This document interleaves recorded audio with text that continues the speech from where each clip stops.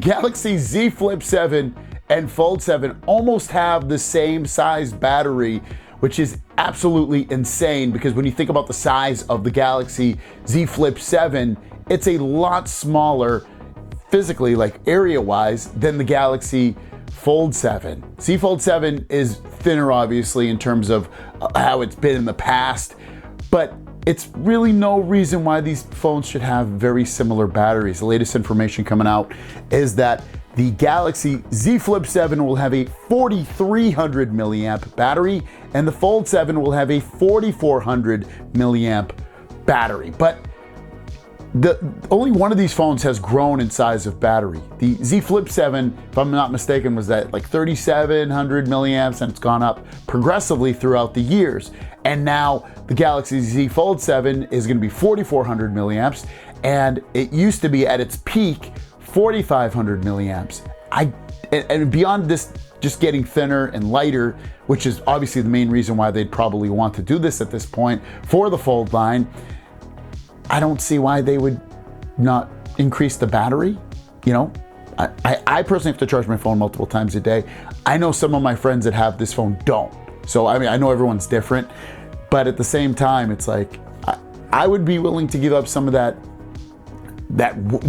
loss of weight and loss of size to get a bigger battery. And I know it's something I say all the time, and I know it's something you guys say as well, but how do you feel about this one? I'm actually really curious. Let me know in the comments below. As we've been following, the iPhone Fold is due to come out in 2026, and it's gonna obviously give it competition to the Galaxy Z Fold 7 and 8 next year when that comes out. And what are some features in here that potentially might give it some trouble? Well, looks like we not finally, but it looks like we can talk about a couple of features that might give it an issue. One of those being a nearly invisible crease on the internal display, aiming for a seamless look. But as you probably know, the Galaxy Z Fold 7 is supposed to also have a display that doesn't have much of a crease, at least from the early rumors that we're hearing about this. Phone should be out in August, July, August, but yeah, we've been hearing the crease is gonna be definitely decreased. Is it gonna be nearly invisible? We'll wait and see. I would imagine so, but you know, iPhone Fold supposed to also have that. The other one is a higher quality hinge mechanism. Now, again, this is something that the Fold 7 is also supposed to be bringing along with it. Better build quality, better hinge, and obviously the iPhone is gonna out the gate have something along those lines, but is it gonna be better than the Galaxies or not? That remains to be seen. The inner display of the iPhone Fold at 7.8 inches, whereas on the iPhone Galaxy Z Fold 7, it's supposed to be 8 inches. The outer display at 5.5 inches, whereas on the Z Fold 7, it's 6.5 inches. These sizes are noted to be similar to the 2023 Pixel Fold, though the iPhone might be wider, which is crazy because one of the things I look back at on the Pixel Fold, the original one, is like, I look at that phone, I've seen it, and it looks so old-fashioned and not sexy and not that cool looking compared to its competition. I know some people really love the look of that phone, but the phones that are out now are just way more sleeker and cooler looking. That one looks old-fashioned, but I would imagine that if Apple, when and if they do come out with this folding phone, if it's size-wise very similar to that original Pixel Fold, I would expect Apple's is gonna look probably a lot better in a lot of ways with the way they have the bezels and the way it's being used and all of that. That original Pixel Fold wasn't fully fleshed out. I felt like maybe rushed, even though they had been working on it for years, and the design, I don't know. It was different, I'll give them that, but it wasn't like crazy cool. But beyond that, yeah, that's what we're looking at for the iPhone Fold. We're gonna do things a little different today, and that is because we got a question on Reddit, and I thought I'd answer it in video form, saying, "Hi everyone, I'm currently using the iPhone 12 Pro Max. Lately, I've been thinking about switching to the upcoming Z Fold 7, and I'm waiting for its release this year. I'd like to hear opinions from current Fold users. Is the Fold series really worth it?" And he's got a bunch of questions, so let's go through his questions. His first question is the front screen comfortable for typing, or is it too narrow? Now, for me, I think it's been the best situation on the Galaxy Z Fold 6. But with that said, is it a great feeling typing on the front display. I wouldn't say it's like the most amazing experience ever because it's still kind of small. You know, I've got that right there. The keyboard's still kind of small, but Galaxy Z Fold 7 should improve with that because of the bigger outside display. It's 6.5 now versus 6.3. And beyond that, you're also looking at something that it was improved last time and it's improved this year as well. So Z Fold 7, I wouldn't worry about the outside display. If you're getting the Z Fold 6, I'd be like, hey, it's not amazing, but it's totally doable. It's not something I'd want to do all the time. You could though, but yeah, I think it's definitely going to be improved, but it's definitely not terrible like it has been in the past. His next question is the crease on the inner display very obvious or does it become less noticeable over time? And that's a great question. So definitely noticeable at times. I have it right here. Let's see, you can see it. When I angle it at certain angles, you can see it's coming right down there. It's definitely not bad though. It's definitely something though you get completely accustomed to, does not get affected in your usage of this at all. I never think to myself, oh God, I wish I wasn't there, or man, this doesn't look right. It's never like that. Don't be concerned with it. And reportedly on the Z Fold 7, it's supposed to be even more improved, if not nearly headless Nick. Harry Potter reference. It's nearly gonna be gone. So, I mean, I still think it will be there, but it's gonna be reduced. So regardless, you don't need to worry about it. Can I apply screen protectors on both the inner and outer displays? Is it for that case, is it better the one covers the one leaves it open? So in terms of the displays, you can definitely, drop my phone. You can definitely get screen protectors for both sides, no problems. They'll both be fine. It doesn't matter if you get one or the other, like if you just do the inner and not the outer, or just the outer and not the inner, it's not gonna change your experience at all. I would recommend going into the settings and turning on the sensitivity mode so that it's more sensitive for screen protectors.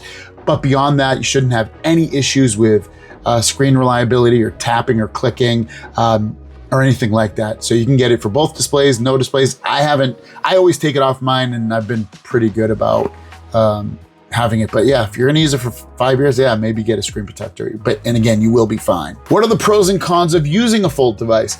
I think the pros are you can, multitasking is a lot more, I wouldn't say easy, but it's definitely more enjoyable to have multiple displays that, you know, use multiple apps that are really big and side to side. Multi-window is just much better on a foldable device. I love that I'm able to use the backside cameras really easily, so that when I'm looking at my rear cameras, I can also see myself on the back here when I go into the camera and take the best photos. So that's great. I love that it has regular Samsung software in terms of like, I'm used to One UI and it has all that and just a little bit more because it is a Galaxy Z Fold device. I guess the only thing that I haven't loved about it throughout the years is I want the outside display to be bigger and more usable for me, but a lot of people like that it's kind of skinny. The other part of it is that I don't, and again, this is more of a past thing, the reliability of it hasn't been good, but this year has been perfectly fine. And the year before, if I'm not mistaken too, was really good. And I have even higher hopes for the Z Fold 7's durability. But other than that, I mean, there's just little nitpicky things like them not upgrading the charging, but they haven't really done that on any of their devices, and making the battery bigger. Oh, the battery life is terrible for me. Good for some others, but yeah, battery life can be kind of multi-day charging for sure.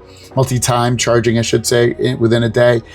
Some people, again, can get through a whole day for it. It just depends on your usage case and all that stuff you got going on there. So it's going to be different for everybody though. Says he's worried about getting the hinge and getting dust in there. Is that a real issue? If you go to a beach, I definitely wouldn't do that. You could really kill it. And if you do bring it to a beach, don't lay it down on the sand.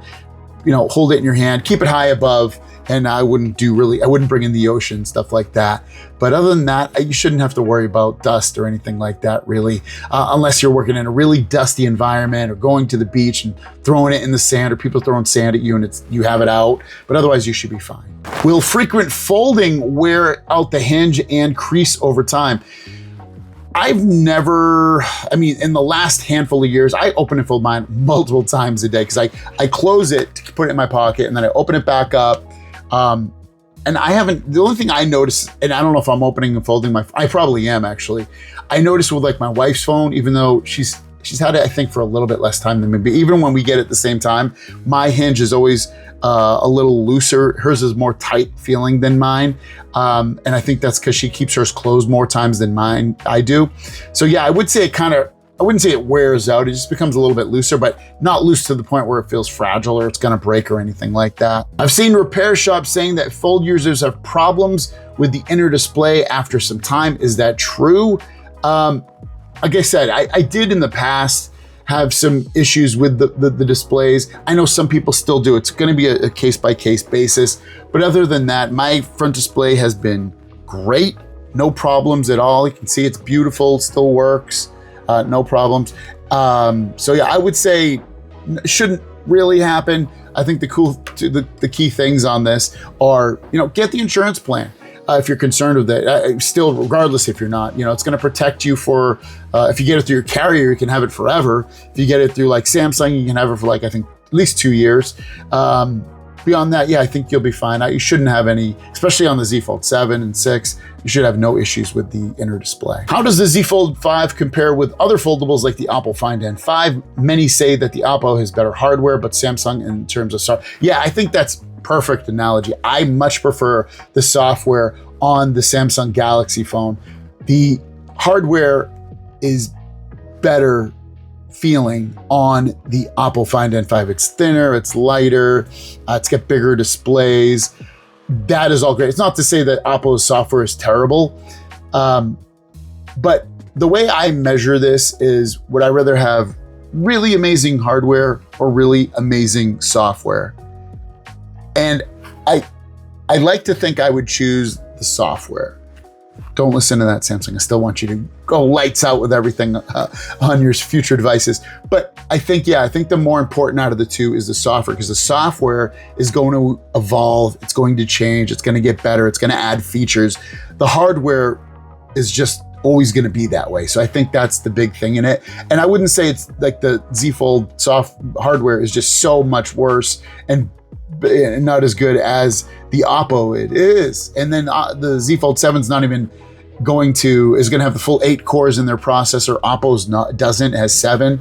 So I wouldn't be too concerned with that. I think the Z Fold 7 is making up a lot of headway on that front against the Oppo Find N5. And then he says, lastly, I never purchased protection plan for any of my Apple devices, but for the Fold, should I seriously consider getting Samsung Care Plus, even if service centers have mentioned that Fold models can face screen issues after a few years? I'm sure. Yeah, regardless, I would get the insurance plan.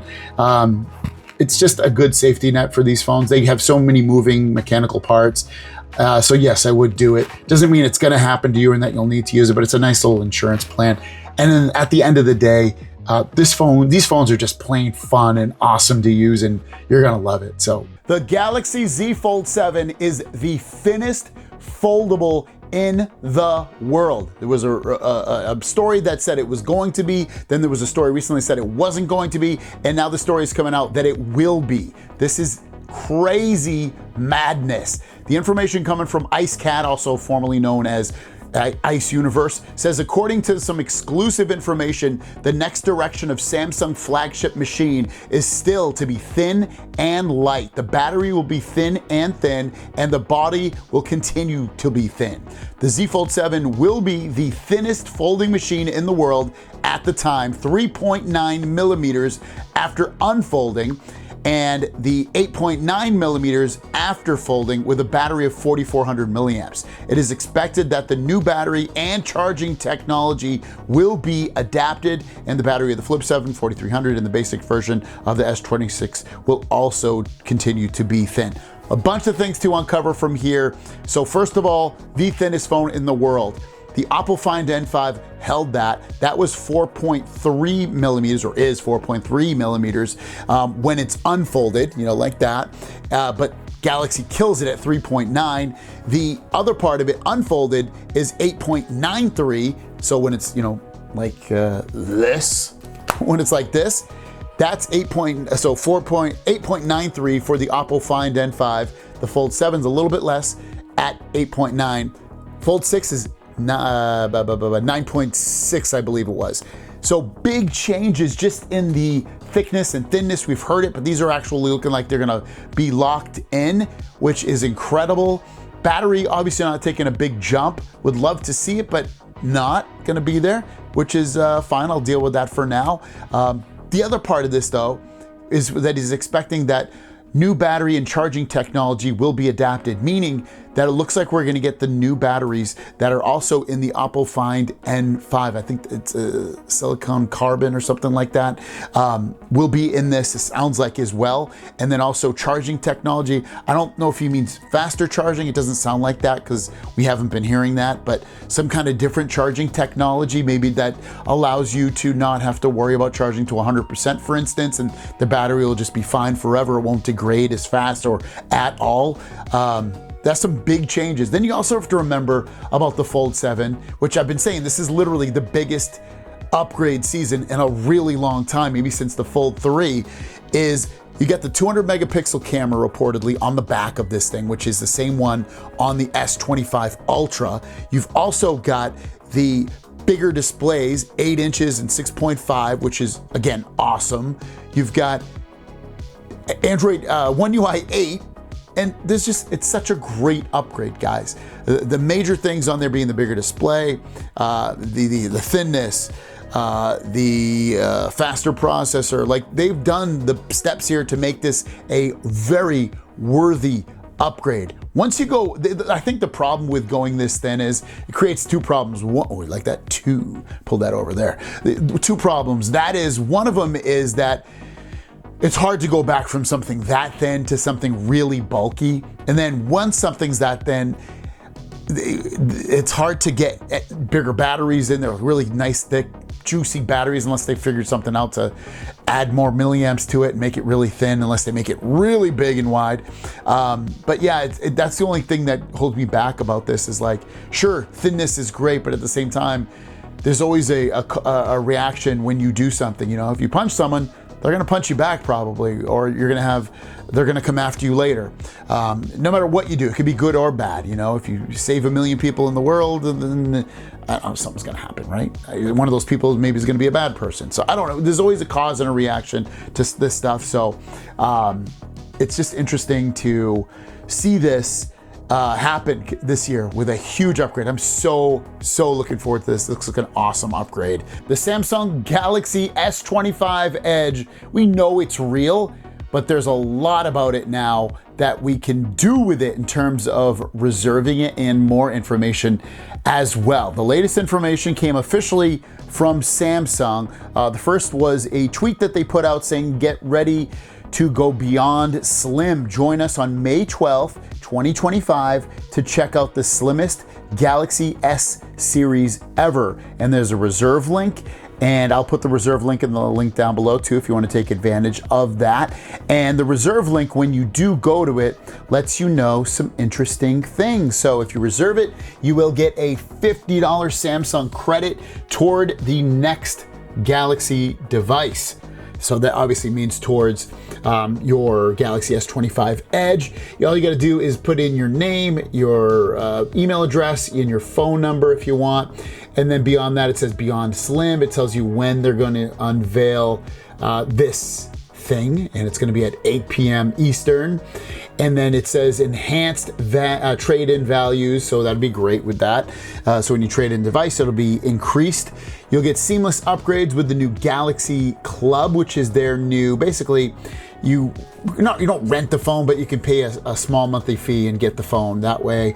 And then you also can easily transfer content with Samsung Smart Switch. You can pick it up in store if you want. 3 times Samsung Awards, free 1-day shipping. And then the small print says reserve the Galaxy device on Samsung.com or in the Samsung Shop app and receive $50 reservation credit when you pre-order and purchase the device. It says for a limited time only on Samsung.com. Purchase a new qualifying device, send in your qualifying trade-in through the Samsung trade-in program. Samsung determines your trade-in process meets all eligibility requirements. You will receive a free trade-in credit specific to your qualifying device. Doesn't say exactly how much, but it still says you'll get extra credits with that. Beyond that, some information come out about the battery, saying that the Galaxy S25 promises all-day battery in their marketing material, saying that that didn't age very well, and or might not age very well, and it might not. I mean, this is a 3900 milliamp battery, and speaking of the specs, it's supposed to launch on May 12th, and then you got the QHD 120 hertz display, flat, ceramic, Snapdragon 8 Elite with all full 8 cores, UFS 4.0 storage, 200 megapixel optical image stabilization main camera, 12 megapixel ultra wide, 12 megapixel selfie, 3900 milliamp battery with 25 watt fast charging, dual ultrasonic fingerprint sensor, 163 grams in weight, 5.85 millimeters thick, IP68 dust and water resistant, titanium frame, the back of his Gorilla Victus 2, and a price that's similar to the S25 Plus. I think I will probably pre-order this if I can get a good trade-in value for my Galaxy, my Pixel 9 Pro XL, because I'm kind of not using that device right now. So I would probably trade that in if I can get a really good trade-in value. Other than that, and really why? I mean, I think for me, it's not that I necessarily need it or really want it, but it's more because I really feel like this is the future of slab phones, is to get these things really, really skinny to the point where they are, I wouldn't say they're going to be as thin as credit cards. I mean, that's probably years and years and maybe decades away before that even happens.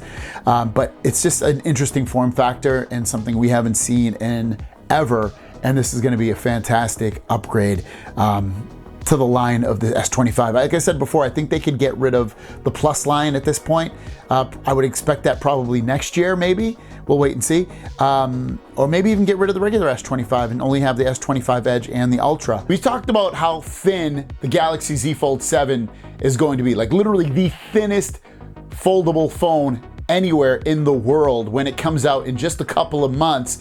But, you know, we didn't compare it to the Galaxy Z Fold 6 or the Z Fold Special Edition that came out in Korea and China. Well, today we're going to do that and much more. So here is the information being leaked out by IceCat, also known as Ice Universe, and he's saying that the Galaxy Z Fold 6, so you can see Z Fold 6, W25 is the SE, the Special Edition, so just keep that in mind, and then the Z Fold 7. So you're looking at the width, the height, and then also the thickness. Now, Z Fold 6, 153.5, 157.9, and then again, the Z Fold 7 takes the win at 158.4, which is seriously amazing, crazy.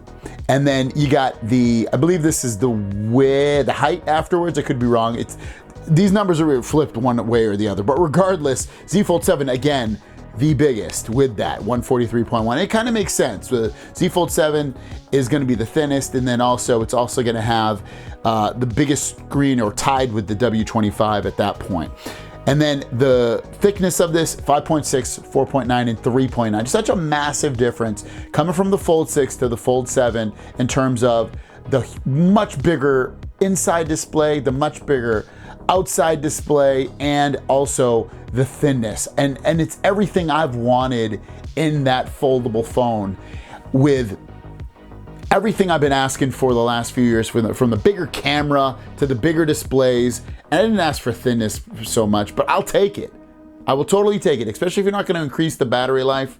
I will take everything you're giving it, and it's really, again, a massive upgrade. But I'm not done. We have more stuff to talk about in terms of improved physical hardware on the Fold 7. So this other bit of information also from Mr. IceCat is saying that Samsung's Galaxy Z Fold 7 inner screen bezel is narrow. In the picture, the Fold 6 has a width of bezel at 1.9 millimeters. The Fold 7 is 1.0, and the outer screen bezel of the Flip 7 is also narrow at 1.2, but that's a huge difference in bezel on that. So the Fold 7, 1.0 on the inside display, and then the Fold 6 is 1.9. So a pretty massive difference, basically half the size of the bezel. So what that allows it to do is the phone's display gets a little bit bigger, and the body does too, obviously, because it's 8 inches of going from 7.6 to 8.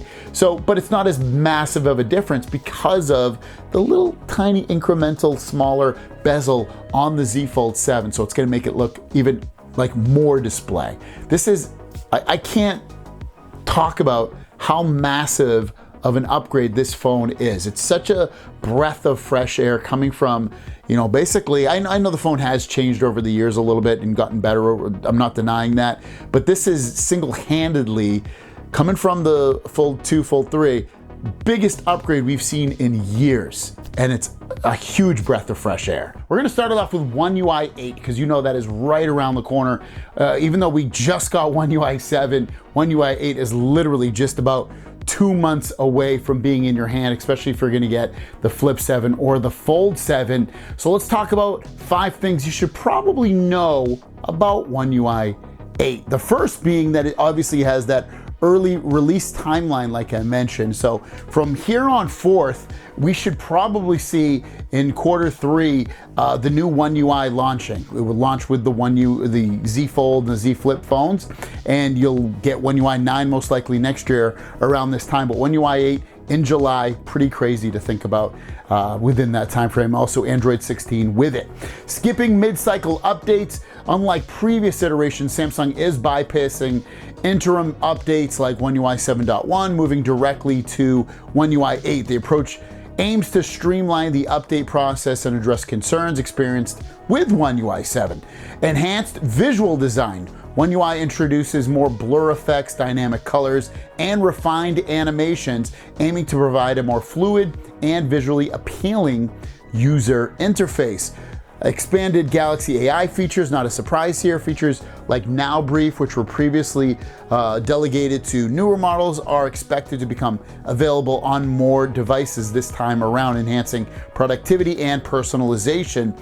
Potential One UI 8.5 release would be coming around the Galaxy S26 series. So about 6 months later or so, you'd be able to get One UI 8.5. It would launch with the 26, and then you'd also get it on the Flip 7, Fold 7, and then other phones beyond that. So, you know, with One UI 8, it's really not a lot of changes. It's more just some slight cosmetic tweaks and further enhancing the animations and performance of the overall OS, but don't expect a lot of huge, massive changes with this, especially when they, you know, One UI 7 was a fairly big change versus One UI 6. They're just not going to do it year over year. It's going to be like, you know, big improvement and then refinements, probably another year of refinements, and then maybe another big jump in there after that. But we'll keep our eyes on this, but One UI 8 is literally, again, just 2 months away. A bit of really exciting news, at least for me, is that Samsung's display to mass produce Galaxy tri-folding phone panels is happening as early as next month. Korea is reporting this, expected to start mass production in July at the latest. Market demand to be monitored, volume to be gradually expanded, expected to benefit from the opening of the foldable market, potentially up to about 300,000 of these made, which doesn't sound like a lot, but when you factor in that this phone's probably going to be $2,500 to $3,000, probably limited marketed of China and South Korea, and when they get to say, we sold out of them, it sounds a lot better than making 1 million of these and be like, oh yeah, we still got these available, they haven't sold out, and then building up people that actually like, oh, I want it. Because I feel like, you know what, you could probably get away with making a few of these, creating a hysteria of like people like, oh my God, it's being sold out and I want it now too. And what other phone are you gonna buy? I mean, sure, if you're in China, you could buy the Huawei Mate XT, but in America, you'd have to import it, and you might be like, well, that phone's been out for a while already. I want to try the Samsung one out. I'll wait for it once I can get it in stock. So I think it's not a huge deal that they're not making a ton of these, and then they have the ability to, again, create that hysteria with people wanting the phone and it just seems awesome.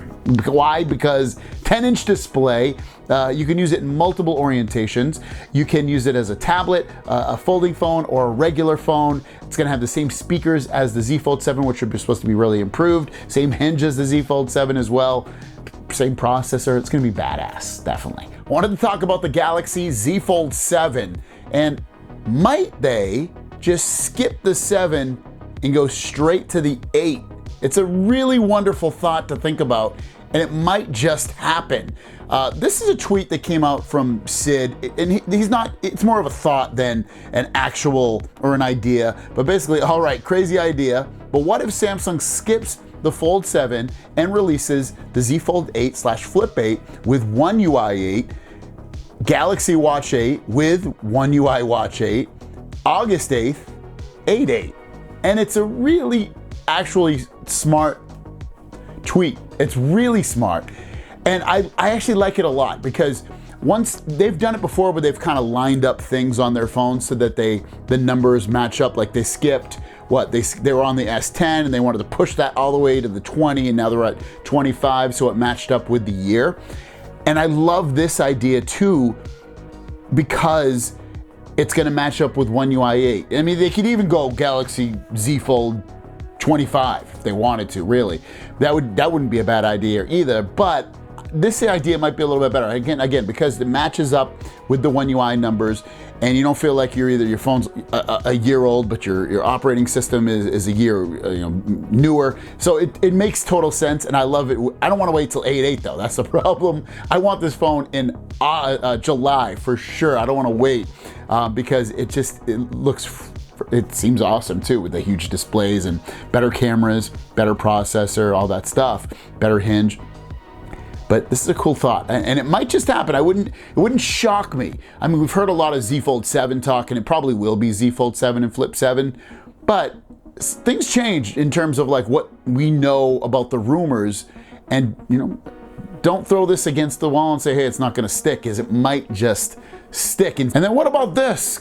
Galaxy Z Fold 7 on the left, and the Z Fold 6 on the right. Now, I believe on the left that is the special edition, but the special edition screen sizes are the same as the Z Fold 7, and the domination of that big display, perfectly, obviously the other one's symmetrical too, but it just looks great. It looks like a normal phone, and we're finally getting a normal size phone, for the most part, on the outside display. I've never got a chance to play with this special edition. I don't have any friends that have it. I didn't purchase it. It's still really expensive to import. It's like over 2,000 bucks, or about 2,000 bucks, and I just don't want to pay that for a phone that I don't really need, especially when the Z Fold 7's coming out really, really soon. It looks so magical though, in terms of what they're doing, and I've done these watch alongs, which I don't know if you've seen. I have a playlist called Watch Alongs, and I've started with the Z Fold series, and I'm gonna jump over to the Note and the S and other phones as well. But in that watch along series, my point is that, you start off with the Z Fold 1 and it's like, yeah, pretty cool, first time device. And then the Z Fold 2 just like so much better in a lot of different ways. Z Fold 3 brought it to a whole nother level than that, with S Pen support, and I think the displays are even a little bit bigger. It had all these features built into it that the last one didn't have, and the Z Fold 7 is going to do the same thing. It's gonna be again that huge come to Jesus moment where we're just like, been waiting for this type of phone for years. It's here. It's a major upgrade, and it's dope, super dope. So I think this photo shows a lot in terms of what we're about to get, and that's a good thing. Let me know your thoughts on the bigger is better mantra. Yes or no? Thanks for watching. Have a great day. We'll see you down the road. Peace.